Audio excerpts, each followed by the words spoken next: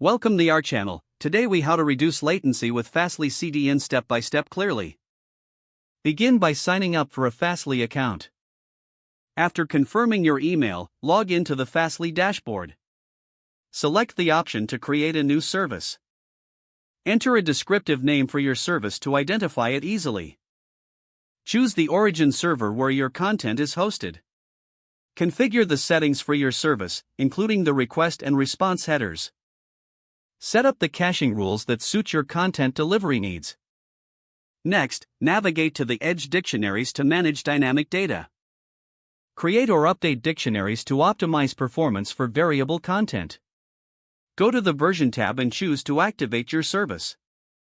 Once activated, test your service by accessing your website.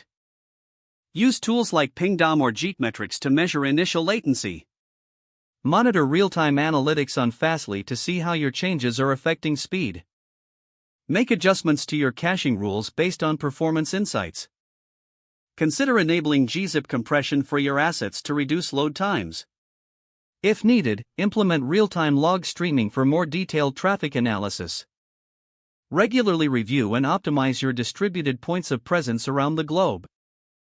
Finalize by checking user experience to ensure latency has been effectively reduced. If the page does not load, refresh the browser or try again in a private or incognito window. Make sure you are using the correct email address, then retype it carefully to avoid small typos. If your password is not accepted, use the reset option and create a new strong password you can remember. Check your spam folder for verification or security emails, then complete any requested confirmation steps. Enable two-factor authentication if available to improve account security and reduce unauthorized access risk. After signing in, review your profile details so your contact information and settings are accurate and current. If you see an error message, note it down and try again after restarting your device and internet connection.